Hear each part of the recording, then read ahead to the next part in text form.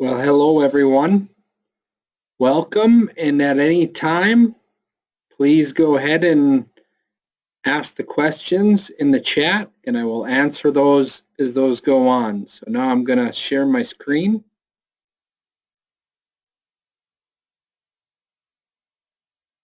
Start broadcast.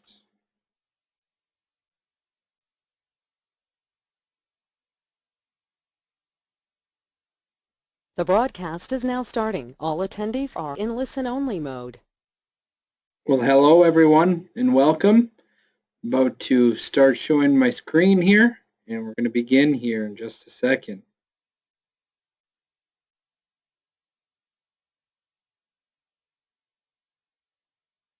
There's my beautiful little baby, and now when I'm going here, going to start sharing the screen. So welcome. Can everybody hear me? Can anybody throw in the chat dialog box there that they're hearing and ready to move forward? I will just throw a little shout in there, say hello. Okay, very good. And ready to get going. So welcome. This letter is on medical fitness. For many of you, this is simply a recap of a lot that we did, but I want to start from step one, so I'm going to be a little bit faster today. I'm going to start for how it goes all the way through up to where you're doing the different testing. I'm not going to do that. That's not for this session. So we're going to start off with where do we finally start? And it starts with the intake form. This is essentially what you're doing when you have a consultation. Your whole goal is to integrate people into the clinic. So when you're looking at things about stress, that's one of the things that we're looking at. How much sleep they're having, weak, fatigue, sluggish, injuries. That's in there. Painful areas. Those are obviously keys that we're going to focus on if they're injured, if they are feeling a certain way that and this is in the intake form, this is when we're starting the consultation, we're going to say how it's important that they integrate to the clinic right away. So these are all things that digestive difficulties, allergies, that I realize are leading me to anything on the clinic side. Okay, so if they have that right there, I'm saying number 2, Mrs. Jones, because you have the injury, I think it's really important that we do a visit with the physician so we can take a look at what's going on there from an injury. Don't even need a functional movement screening if right at that time they're saying it's painful. If for whatever reason they have high blood pressure, cholesterol just starting, what we're doing is a health risk assessment right here, which is going to be a basic health history. It's going to be basic labs, and this helps create our bioscore. This is all insurance-based for our practice. It can be done in a cash-based for what your total office visit, and you could still pull the labs in the same way. Doesn't really matter, but it's essentially the tools that we use. Inside of that appointment, what do we normally do is we definitely have the bioscore, the metabolic test, and the BIA. That's what helps make our bioscore, and this is cash-based. So even if people don't sign up for an appointment with the physician or the nurse practitioner, that's the health risk assessment, weight loss physical, or any of these other appointments. We can do a cash-based trainer with our personal trainer, athletic trainer, LPN, MA, that is just cash-based for these 3. Anything below this is all what we do with an office visit with the physician. So that's step 2. If they have any of those on the intake, I'm going that right there. Now down the road, let's say somebody is struggling to get results. Out of the gates, we go a health risk assessment, just like a pre-exercise physical. That's the way we can take a good look to safely prevent somebody from jumping in an exercise where they don't need to, or safely progress them based on the outcomes of it. We can do a weight loss physical. If you're an ACA state, being non-ACA state, we use health risk assessment is the language for that appointment. So pre-activity physical. in other words. Weight loss physical is more geared towards weight loss, but you must be in ACA state. You call it that.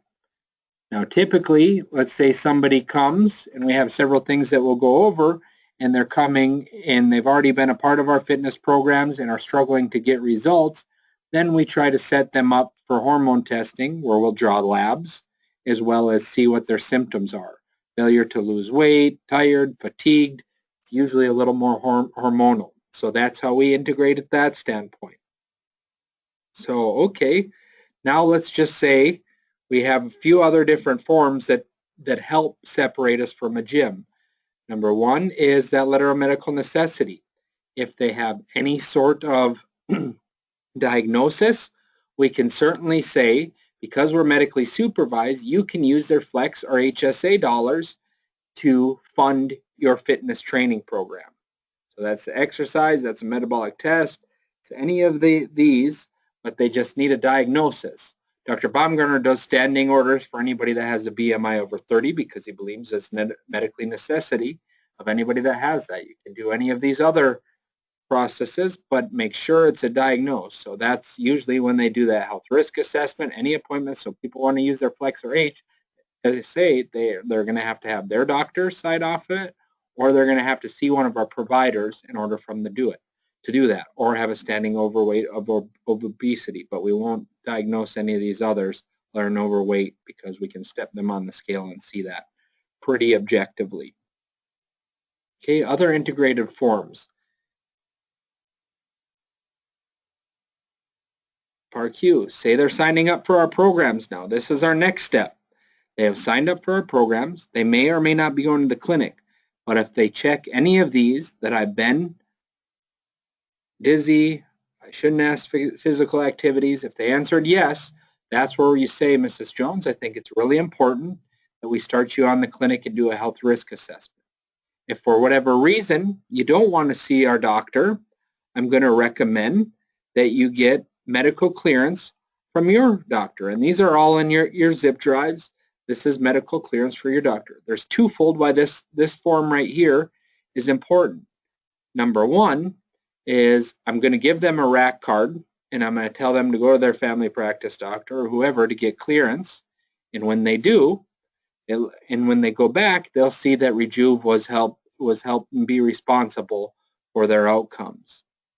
So I'm giving that RAC card or information about what they're going to be doing, so when they go to that physician, explains what we're doing, and when they go back, say because the Rejuve program, and when they have that family practice doctor, we're trying to make those questions.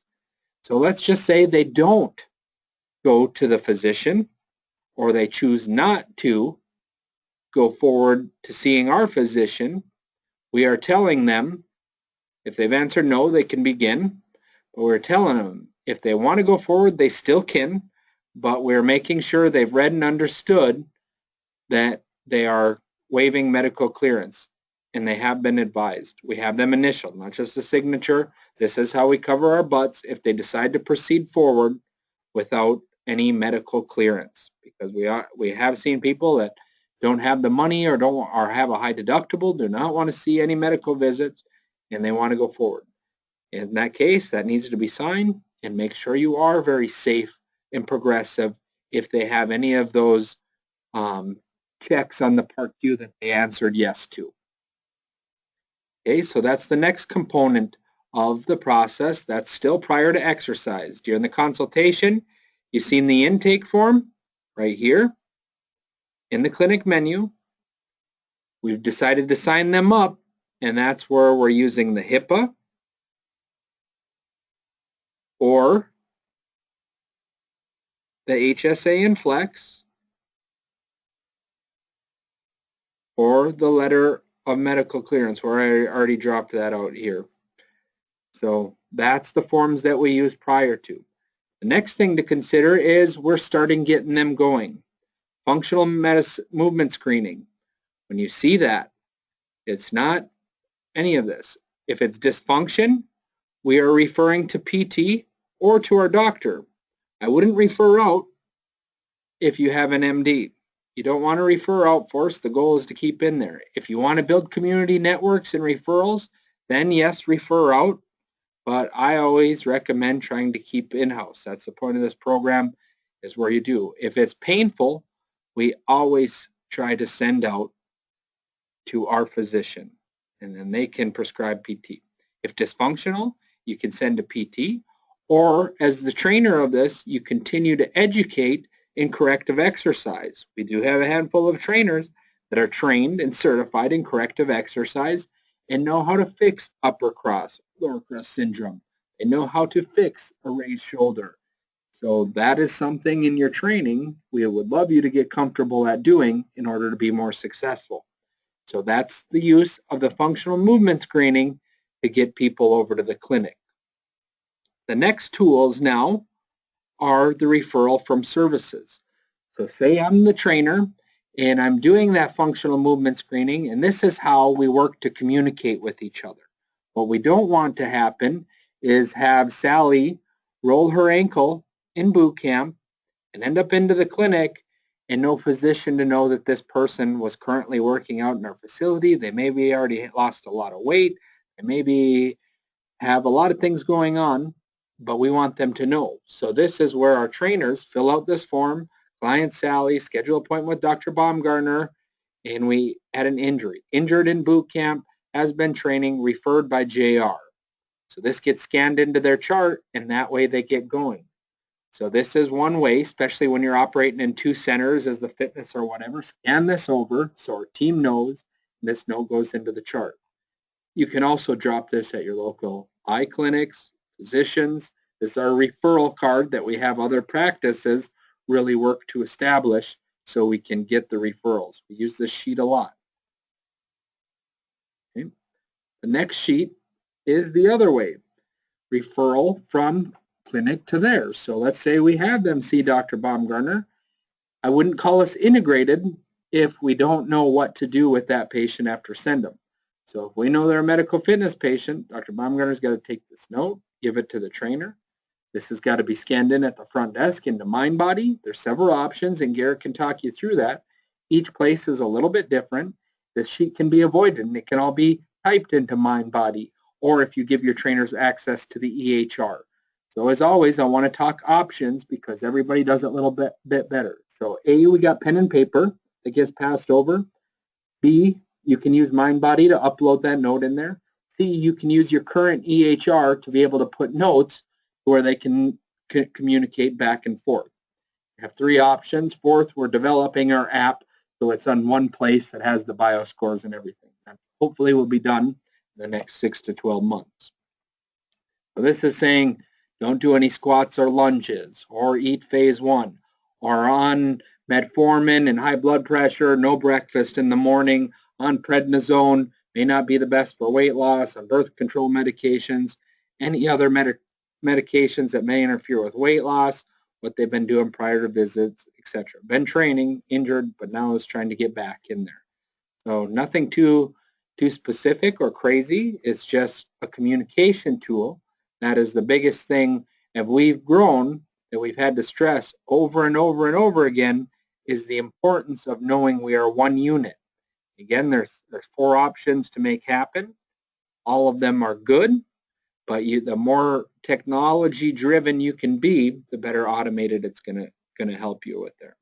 So those are the referral forms that we use, and that's pretty much what medical integration is on the general. The referral forms, the intake form that has all the medical questions from the beginning, and the last thing that I want to go over that we haven't talked about, and we've talked about in another session, is the client tracking sheet.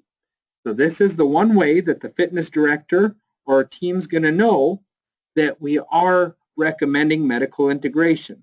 So if Sally has been here and is on EFT 8 sessions a month, and her goal is weight loss, or it's a weight, and we're not progressing towards the goal, we need to see notes. Recommended metabolic test. Her back's been hurting. Recommended office visit. It's been really trying hard, eating perfect, exercising, fatigue. Recommend cortisol testing or nurse practitioner visit.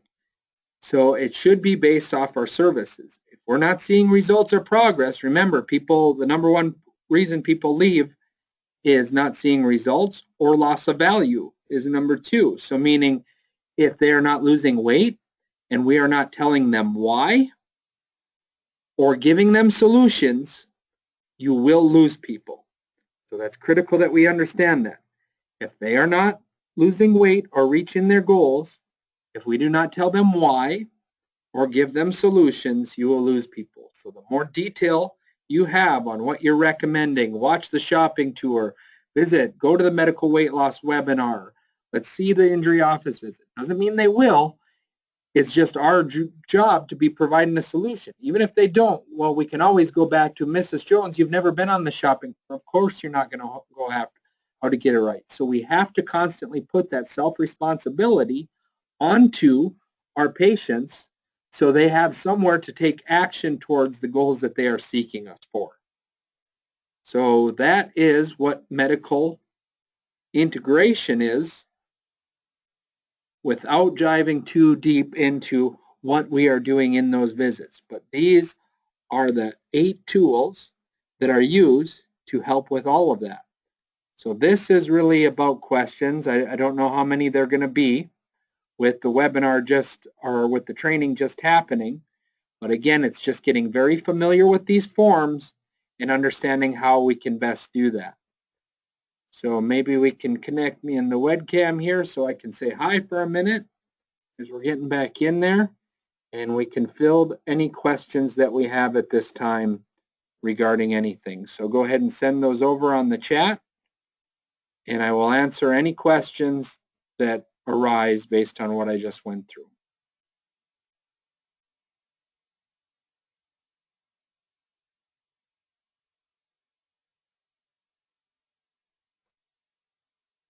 Maybe you're slow one-finger typers like me, so I'll hang out for a minute and hope we get some questions. Otherwise, you feel pretty good about the training that you just had and that you have all these forms in use on one way or another, and you're using one of the 4 options, because if we're not doing this, we're not following the system correctly if we're not using these forms, these handouts, and these tools to integrate medicine. Oh, that's the one thing I did forget, so I'm going to go back to screen share here.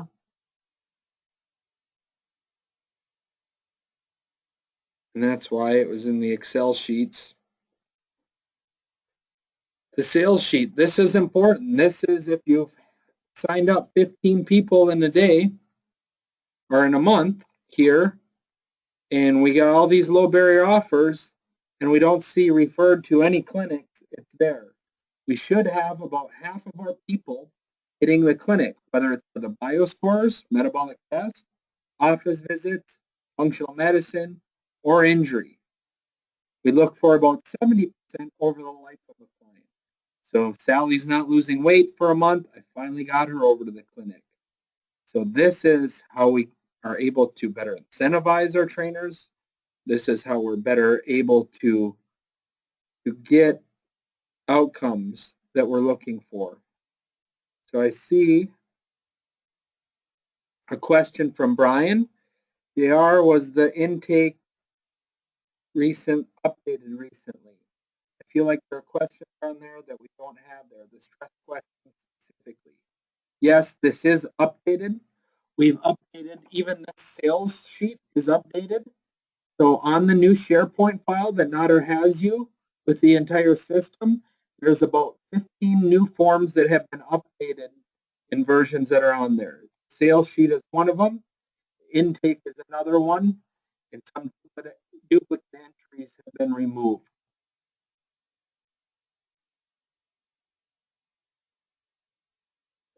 I do have in my master binder what sheets those are. So on a next coaching call and all next month, I can update you on what exactly every one of those forms are. Chris did it prior to the summit. So those that were here training would have the new binders with the new forms. How about any other questions?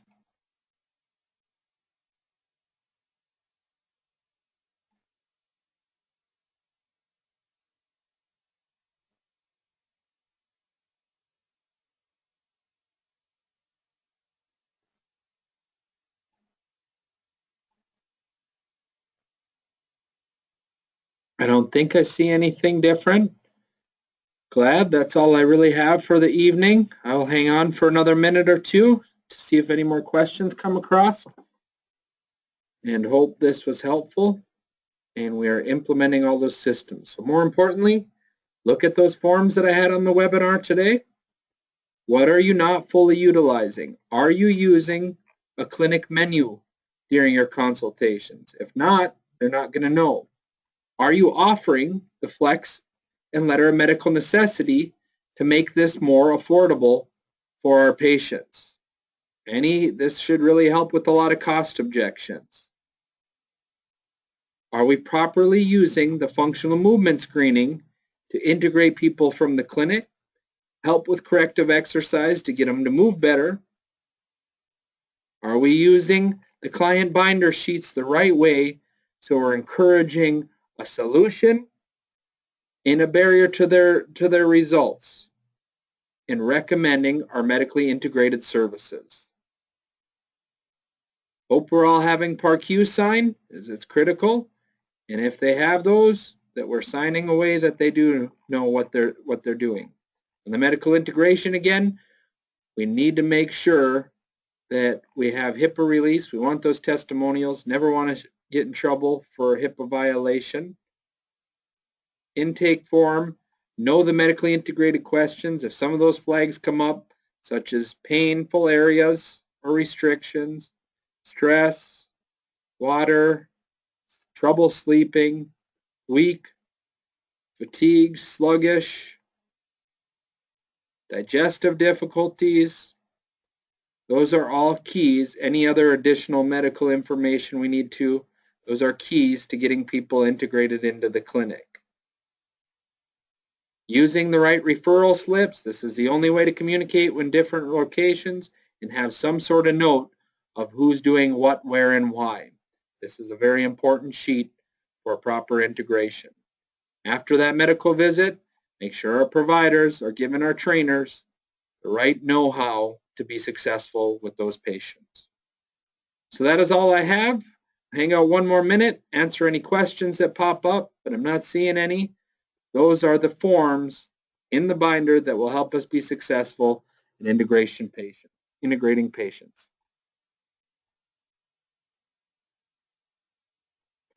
Okay, I see something come through here. So trying to see what that is. We utilize Quest for Labs. Is there a specific code or request that you utilize? I've asked around the clinic since getting back, and all I've gotten back was, yeah, we can. Get me some more info. So are there specific hormones we're looking at? Testosterone, hormone testing. I can't get this box to work, so I'm trying to read one line at a time. And it to be smaller than a little bar. We utilize Quest. Is there a specific code or request that you utilize?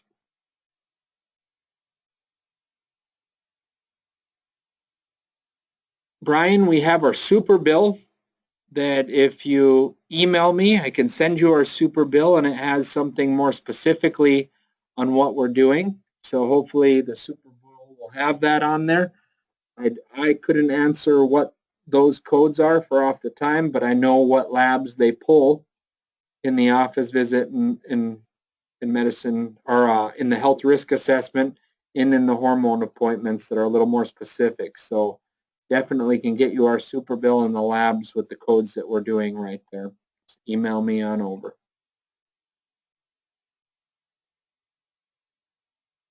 Right. All right, that's that, folks. Thank you so much, and I look forward to helping in the future. Take care.